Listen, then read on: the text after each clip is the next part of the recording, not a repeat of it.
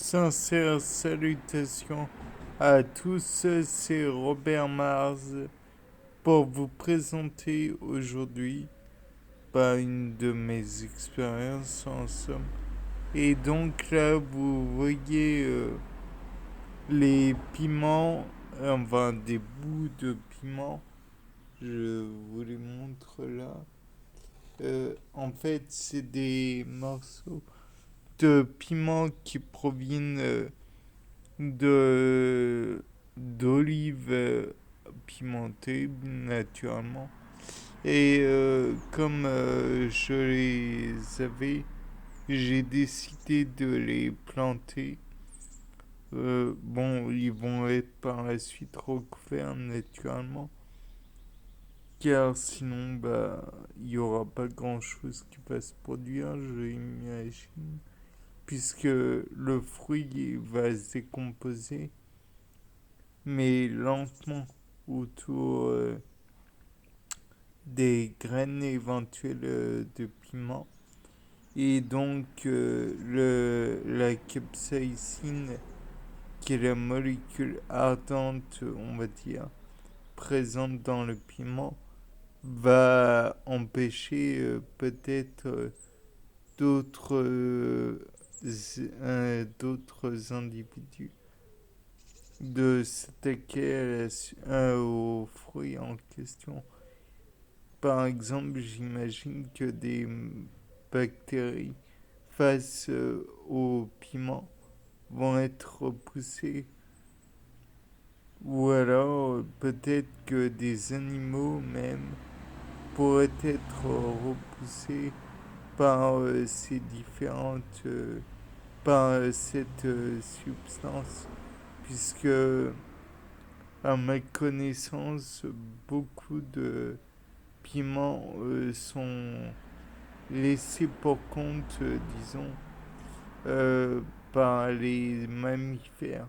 Au contraire, les oiseaux, eux, ne sont pas sensibles à la capsaïcine. Ils ne doivent pas avoir de récepteurs en la matière.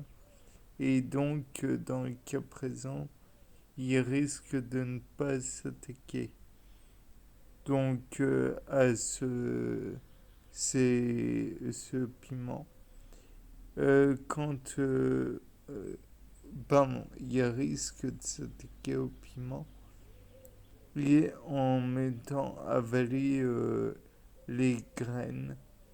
Donc c'est pas vraiment un bénéfice.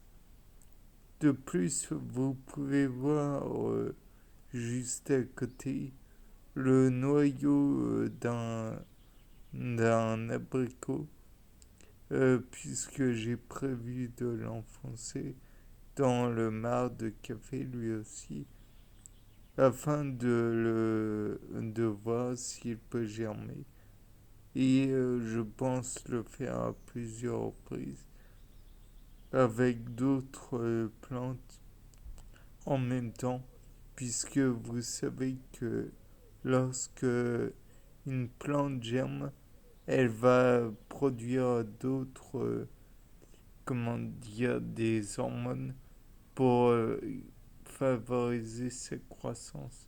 Et j'imagine que si ça favorise sa croissance, ça a des chances d'améliorer la croissance des autres.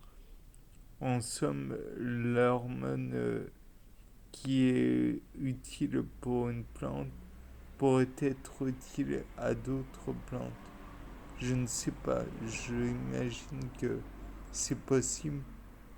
De plus, comme vous le savez, j'utilise beaucoup de marc de café et je mets des coquilles d'œufs parce que, à part le côté sûrement amusant pour certains, d'y mettre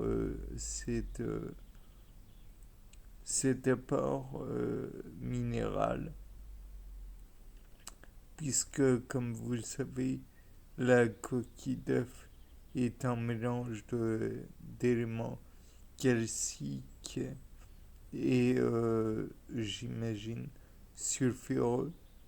Donc, le sulfate de calcium, c'est le gypse. Et le gypse est un constituant essentiel à la production du plâtre. Donc, c'est presque du plâtre, les coquilles d'œufs, presque du moins.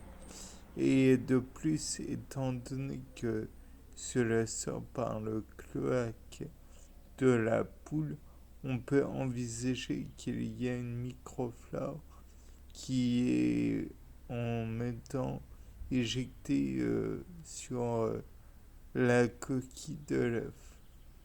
Donc on peut envisager que par la suite, le milieu où va se retrouver la bactérie et sera le nid, entre guillemets, de nouvelles bactéries qui vont peut-être aider à la croissance des plantes.